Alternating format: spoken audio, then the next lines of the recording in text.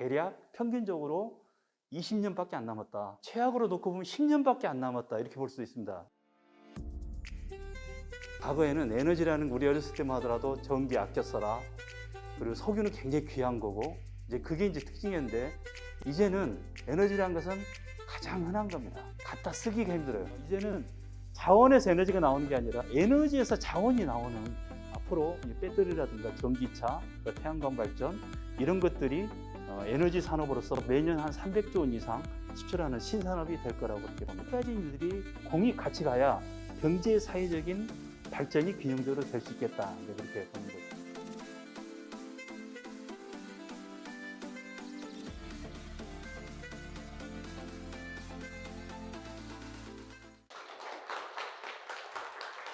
네, 안녕하세요.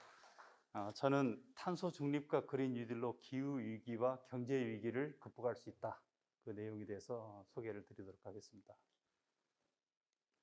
먼저 이 문제의 근원이 에너지가 있기 때문에 에너지 문제를 잠시 한번 살펴보도록 하겠습니다. 지구온난화는 이제 더 이상 우리가 부정할 수 없는 그런 사실이죠. 아직도 이걸 음모론이라고 하는 분도 일부 있습니다만 모든 과학적인 데이터들은 지구온난화는 이제는 우리가 피할 수 없는 그런 불편하지만 진실이다. 이제 그렇게 우리가 이제 받아들일 수밖에 없고요. 대형 태풍이라든가 산불 이런 것들이 이제 의미하는 바는 결국 지구의 온실가스, 이제 주로 이제 이산화탄소가 이제 되겠습니다. 이산화탄소, 메탄가스 이런 것이 되겠습니다만 온실가스가 결국은 기온을 상승시키고 있다. 지난 산업혁명 이후에 그 명백히 이제 지구 온도가 이렇게 올라가고 있는 게 이제 보이는데요. 그거하고 이산화탄소 농도하고 거의 일치하고 있다. 이거 이제 밝혀지고 있고요. 온실가스가 어디서 나오느냐? 주로 나오고 있는 게 에너지 분야입니다. 에너지 분야에서 4분의 3 정도가 나오고 뭐 환경이라든가 다른 분야가 그냥 4분의 1 정도 이 정도 됩니다. 그래서 결국은 인간이 배출하는 에너지 분야, 그 온실가스를 줄이지 않고는 이 문제를 해결할 수 없다. 이렇게 우리가 볼 수 있겠고요. 이에 대한 대책은 많이 연구가 돼 있고 국제적으로 여러 기구에서 제시를 한 게 있습니다. 그 중에서도 이레나라고 해서 재생에너지 기구가 제시하고 있는 건 크게 세 가지 방법입니다. 첫째는 재생에너지를 늘려야 되겠다.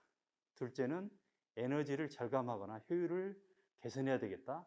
그리고 마지막이 연료를 전환하고 전기화를 해야 되겠다. 결국 전기 중심으로 해서 에너지를 재편을 하고 그리고 그 에너지를 재생에너지로 만들어내는 거. 이게 이제 가장 중요한, 이게 유일무이한 방법은 물론 아닙니다만 중요한 방법이다. 이렇게 지금 정리가 돼 있고 지금 우리가 배출하는 온실가스보다도 적어도 거의 4분의 1 정도로 줄여야만, 그것도 20년 이내에 단기간에 줄여야만이 이 모든 게 가능하겠다. 그게 이제 연구된 결론입니다. 뭐 여러 가지 시나리오가 있습니다만 이제는 이제 2도씨 시나리오는 더 이상 얘기하지 않습니다. 국제적으로 IPCC에서 인천에서 2018년도에 합의한 바는 1.5도씨 정도까지가 우리가 감당할 수 있는 맥시멈이다. 앞서 최재천 교수님 여러 가지 생태적인 영향을 말씀드렸습니다만 많이 이제 연구가 돼서 이제는 그건 확립된 과학적 사실이고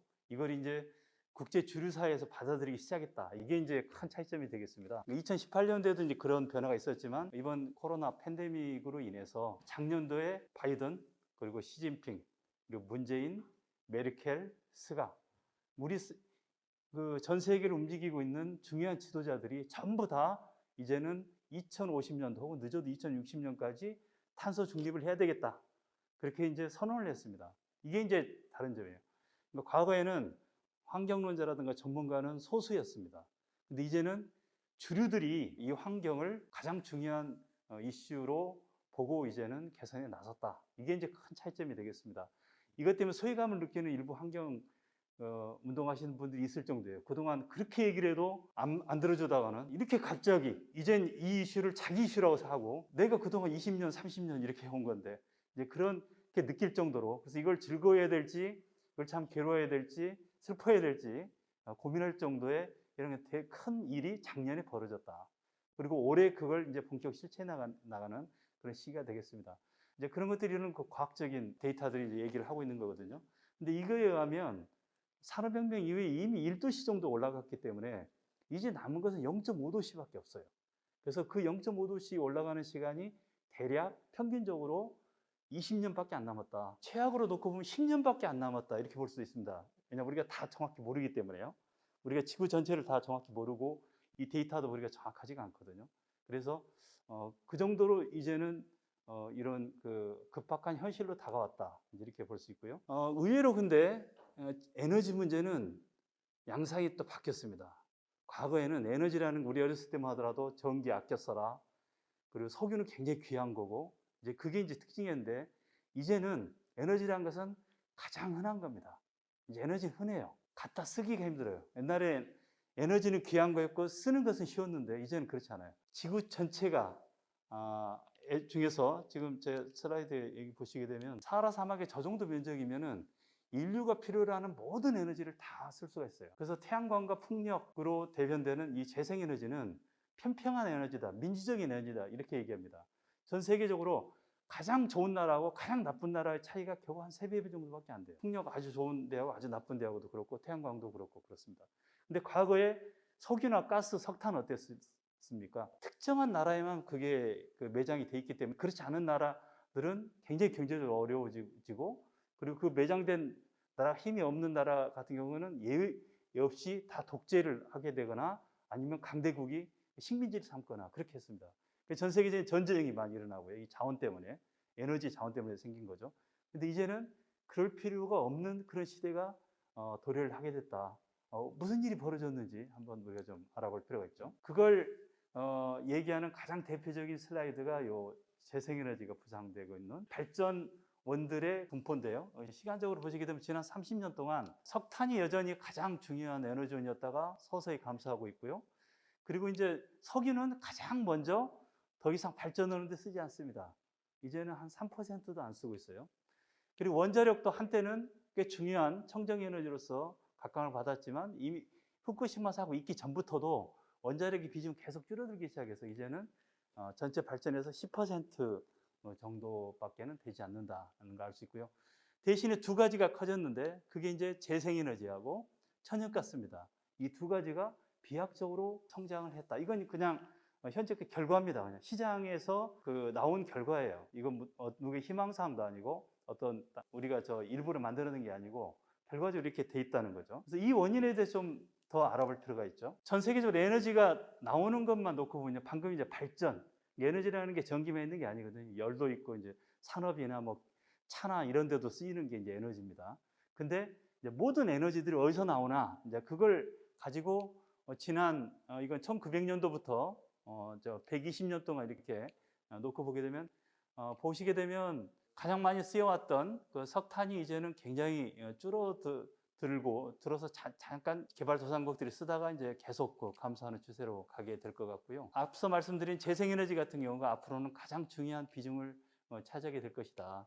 그리고 가스도 편리하기 때문에 꽤 많이 써왔습니다만 이것도 상대적으로 좋은 화석연료일 뿐입니다. 결국 화석연료이기 때문에 온실가스를 배출을 하거든요. 석탄보다 한 절반 정도 이제 배출을 하기 때문에 이제 이게 쓰여왔는데 이것도 결과적으로는 앞으로 계속 줄어들 수밖에 없을 것이다. 이제 이렇게 봅니다. 그래서 전반적으로 화석 연료 자체가 여러 가지 이유로 이와 같이 지금 줄어들고 있고 대신에 친환경 에너지들이 이제 늘어나는 그런 추세에 있다. 이걸 단적으로 보여줄 수 있는 게 매년 그러면 어떻게 설치되고 있느냐입니다. 신규 설치 용량을 보시게 되면 재생에너지가 72%나 차지하고 있습니다. 나머지 석탄 화력, 무슨 가스 터빈, 그다음 석유 발전, 그리고 원자력 이거 다 합쳐도 30%도 안 됩니다. 그리고 발전원이라는 거 한번 설치되면 통상 30년을 쓰기 때문에 앞으로 30년 후를 지금 어떻게 설치되는 걸 보면 예측을 할 수가 있어요. 그래서 이런 변화가 이미 그동안 일어나고 있어 왔다는 거죠. 왜 그런지는 한번 볼 필요가 있는데요. 보시게 되면 저 노랗게 돼 있는 부분이 이제 태양광 발전이고 그 밑에가 이제 풍력 발전이고 맨 밑에 파랗게 돼 있는 게 이제 수력입니다. 그리고 이제 맨 위에 조금 있는 게 바이오고요. 그래서 이 네 가지가 우리가 발전하는데 가장 주가 되는 재생에너지원입니다. 그래서 재생에너지 내에서도 경쟁이 있는데요. 이 경쟁은 본질적인 겁니다. 적하고 친구는 같은 거예요. 친구가 적이 될 수 있고 적이 친구가 될 수가 있는 거죠. 그래서 이 네 개 중에서도 그동안 풍력이 중심이었다가 이제는 태양광이 주로 설치되는 추세로 바뀌고 있다. 이건 이제 기술의 특성 때문에 그런 건데 풍력은 기계공학이 좀 중심입니다. 근데 태양광은 전자공학이에요. 반도체거든요. 그래서 전자공학의 발전 속도가 빠르고 기계공학이 좀 느리기 때문에 근본적으로 거기서 이제 생긴 그런 거죠. 그래서 우리나라 같은 경우가 굉장히 유리합니다. 우리나라는 전자공학도 잘하고 기계공학도 기반이 있고 하기 때문에요. 지난 11년 동안 전체적으로 이제 가능한 모든 발전원들을 다 한번 놓고 보게 되면요. 태양광은 가격이 무려 10분의 1로 줄어들었습니다. 그러니까 11년 전에는 킬로와트아워당 110원 정도 하거든요. 우리 전기 쓰는 거 기준으로. 당시에 한 800원 가까이 했었는데 지금은 80원 정도로 많이 줄어들었다. 그런 거고요. 풍력도 거의 절반 이하로 단가가 줄어들었습니다. 근데 원전은 후쿠시마 사고 영향도 있고 그리고 워낙 복잡한 기술이고 그러기 때문에 오히려 단가가 좀 올라간 그런 문제가 있어요. 그래서 가장 중요한 게 사실은 경제적인 문제입니다. 여전히 지금도요. 그래서 경제성이 이렇게 달라졌다. 그래서 지난 10년 동안 거의 천지개벽에 가까울 정도로 이와 같은 기술의 변화가 있어 왔다. 그래서 이것이 태양광이 급격하게 늘어나게 된 중요한 그 이유가 되겠습니다. 또 하나 큰 변화가 이 에너지를 우리가 만들기만 해서는 안 되고 그걸 저장을 해야 됩니다. 그러니까 재생에너지의 단점 중에 하나는 여러 가지 단점이 있는데 가널성 문제예요. 나왔다 안 나왔다 한다는 거죠. 그렇기 때문에 많이 나올 때 저장하는 것이 필수예요. 그래서 저장 수단이 중요하게 됐는데 여러 가지 저장 수단이 있는데 그 중에서 가장 중요한 게 이제 배터리입니다. 근데 이 중에서도 리튬이온 배터리가 가격이 지난 10년 동안 추세를 보게 되면 거의 3년의 절반씩 지금 떨어지고 있어요. 태양광 패널도 3년의 절반씩 지금 떨어져 오는 추세거든요. 이렇게 빨리 바뀐 적이 없습니다. 배터리는 발명된 지 한 150년 정도 됐는데 화학공학이기 때문에 굉장히 천천히 변합니다. 잘 안 변했던 거예요. 그러다가 20여 년 전부터 시장이 바뀌고 수요가 늘고 하니까 이쪽에 연구개발이 막대하게 투입이 됐고 그 결과로 이와 같은 그 혁신이 지금 일어나고 있는 상황입니다. 그래서 그 결과로 배터리가 가격이 싸지면 무슨 일이 벌어지죠? 에너지 저장 수단이 일단은 이와 같이 폭발적으로 지금 계속 늘고 있고요. 또 하나는 전기차입니다. 우리나라도 지금 전기차가 매년 2배씩 폭증을 하고 있죠. 그 혁명의 와중에 지금 현재 우리가 있는 겁니다. 지난 몇 년 사이에. 이거 팬데믹 이전부터 벌써 한 몇 년 전부터 생겼던 이런 현상입니다.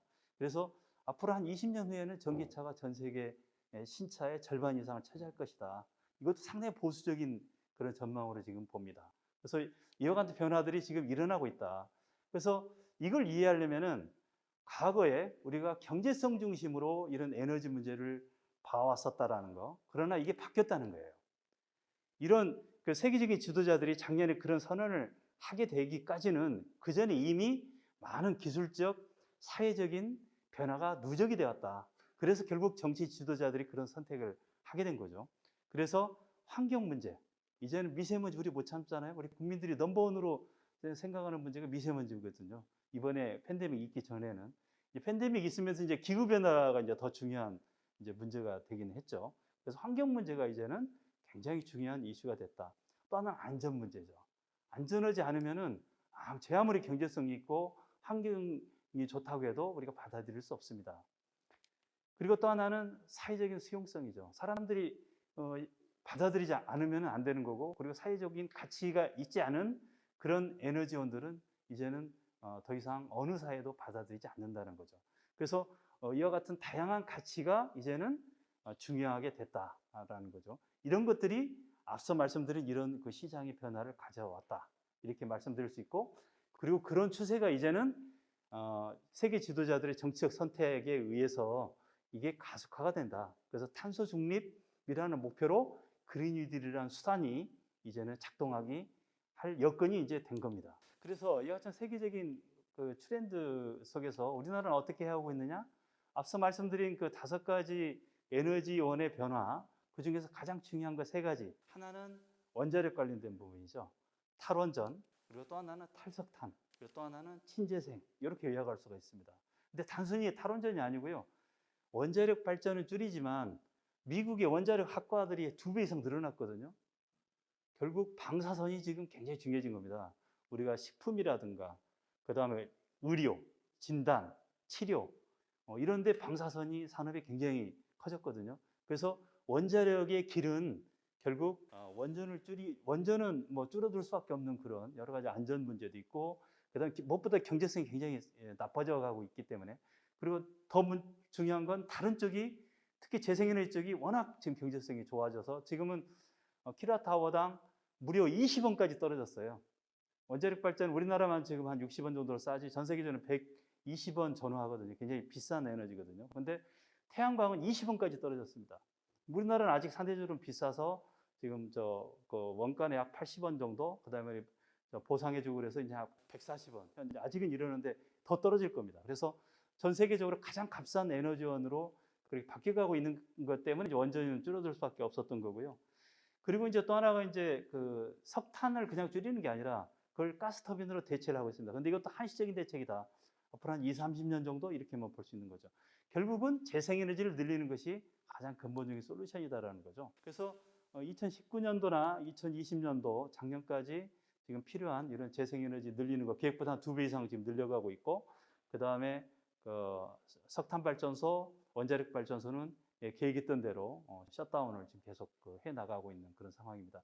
이 속도가 너무 느리다고 지금 환경단체는 굉장히 불만이 많고 있고, 또 이런 쪽에 종사하고 있는 사람들 입장에서는 공연히 탈원전 탈석탄한다고 정부를 비판하고, 양쪽에서 굉장히 비판하고 있는데, 제가 볼 때는 아주 적절한 속도로 가고 있는 것에 대한 증거가 양쪽의 그 적절한 비판이 아닌가, 저는 그렇게 생각합니다. 뭐 현실이 이렇게 타협해가면서 갈 수밖에 없죠. 너무 극단적으로 빨리 갈 수도 없고, 전 세계가 다 변화하고 있는데 우리만 안 변하고, 이 위험한 이 상황을 우리 후손들한테 물려줄 수도 없는 거고요.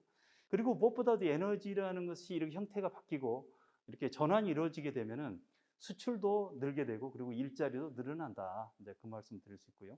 지금도 한 매년 50조 원 정도 우리가 에너지 쪽은 수출을 합니다. 그래서 지금 IT가 약 한 300조 원 이 정도까지 수출을 하는데, 앞으로 배터리라든가 전기차, 태양광 발전 이런 것들이 에너지 산업으로서 매년 한 300조 원 이상 수출하는 신산업이 될 거라고 그렇게 봅니다. 결국 IT, BT, ET 가장 중요한 산업 세 가지를 얘기한다면 그 세 가지가 미래를 바꿔가는 중요한 기술이 될 거라고 그렇게 봅니다. 그리고 이제 재생에너지하고 풍력발전, 그리고 에너지 저장 장치 이런 것들을 어떻게 우리가 확대해 나갈 거냐, 이제 그런 거에 대해서는 많은 지혜들이 필요하겠고요. 제가 오늘은 뭐 너무 상세한 얘기까지는 하지 않겠습니다. 이런 배경 때문에 이제 우리가 한국판 뉴딜을 생각을 하게 된 거죠.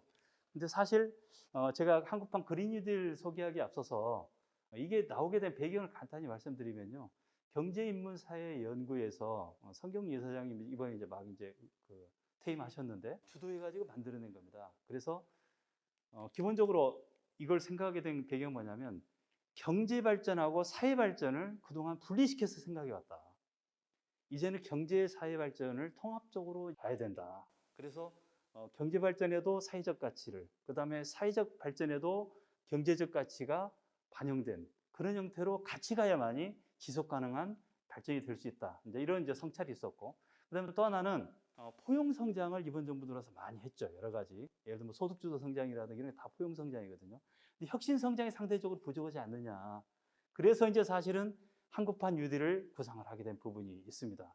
그래서 이제 이게 지향하는 건 결국 뭐냐면은 세계 선도 국가를 통해서 혁신적 포용 국가, 즉 포용 국가를 만드는 것이 궁극적인 그 지향점이 됩니다. 그래서 2년 전에 맨 처음에 이걸 만들 때 저도 관여를 했습니다만, 휴먼 뉴딜, 디지털 뉴딜, 그린 뉴딜 이렇게 세 가지를 제안을 했었어요. 그렇게 했던 것을 이제 정부에서 이제 작년에 받아들이면서 이제 현재 한국판 뉴딜이 된 겁니다. 결국 코로나19의 그 경제 위기, 이게 우리 이 전환하는데 좋은 기회가 되겠다. 이거 이제 2년 전에 했던 거를 이제 작년에 이제 저희가 다시 정리를 해서 이렇게 말씀드린 건데요. 지금 상황이 국가가 개입을 해서 이자율이 낮은 상태에서 대규모의 경제 사회적인 사업을 하기에 아주 좋은 여건이다. 이제 그렇게 봤고요. 그래서 이제 세 가지의 뉴딜을 선택하게 된 배경은 서로 다 다르게 되겠습니다만, 결과적으로 우리가 휴먼 뉴딜은 자본 중심, 사람이 배제된 자본 중심에서 사람 중심의 경제, 그리고 디지털 뉴딜은 아날로그에서 디지털로, 그 다음에 자연 훼손에서 이제 자연을 포용하는 방향으로 그린 뉴딜, 이렇게 그 세 가지를 설정을 했던 겁니다. 근데 이제 정부에서 이제 기재부 중심으로 만든 거 안에는 결국 어떻게 나왔냐면 디지털 뉴딜하고 그린 뉴딜을 양대축으로 해서 이걸 뒷받침해 주는 것을 사회 안전망, 고용 안전망으로 보자. 즉 안전망으로 보자. 이렇게 한 겁니다. 그래서 사실은 이게 휴먼 뉴딜에서 국민 역량 강화 부분이 하고 안전 부분이 약화된 것이 이런 형태예요. 그래서 지금 상황에서는 휴먼 뉴딜로 이걸 다시 만들어야 된다. 그런 논의들이 지금 국회라든가 일부 정부 내에 있는 상황입니다. 그래서 세 가지 뉴딜이 공이 같이 가야 경제 사회적인 발전이 균형적으로 될 수 있겠다. 이제 그렇게 보는 거죠. 총 28개 과제가 있고요. 여기서 10개 과제를 대표 과제를 해서 작년에 이제 발표를 했었습니다. 한국판 그린 뉴딜만 놓고 보게 되면요. 앞서 제가 소개드린 대로 이걸 통해서 기후 위기하고 경제 위기 두 가지를 동시 극복할 수 있다. 네, 그렇게 말씀드렸는데요. 기후 위기 중에서는 이제 온실가스 감축이라든가 에너지 전환, 그 다음에 환경 생태 복원, 그 다음에 산업 전환 이런 것들이 전부 포함이 되겠고요.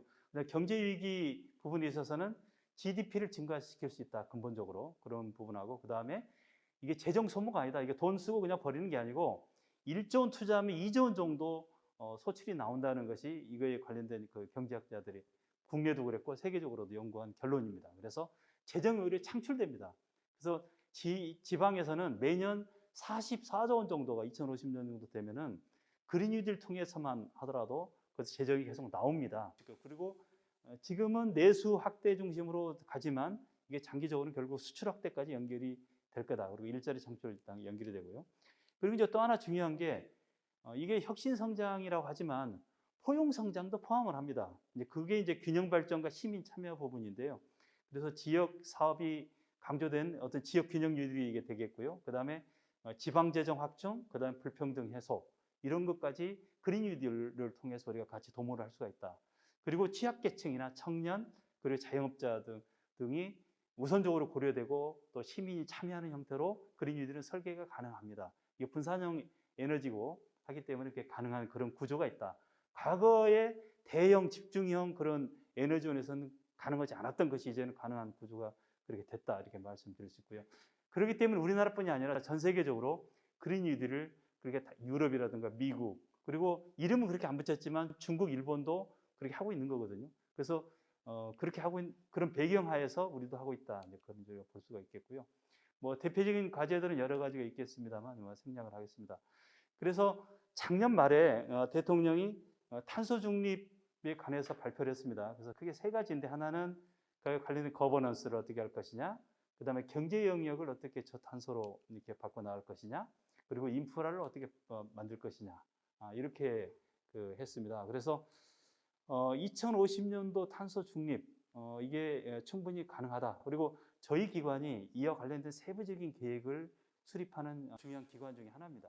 그리고 그걸 이미 2년 전부터 준비를 꾸준히 해왔다. 그런 말씀 드리고요.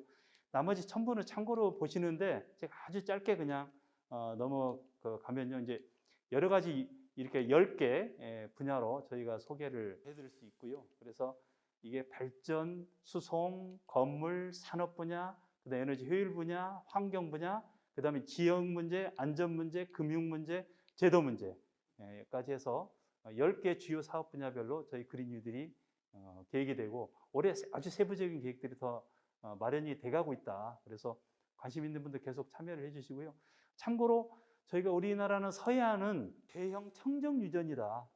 이제는 석유 대신에 수소가 재생에너지에서 나오는 그린 수소 시대가 이제 열리게 될 것이고 그렇게 바뀌게 되면 이제 지속 가능한 경제 체제, 자원 에너지 순환 체계가 되거든요.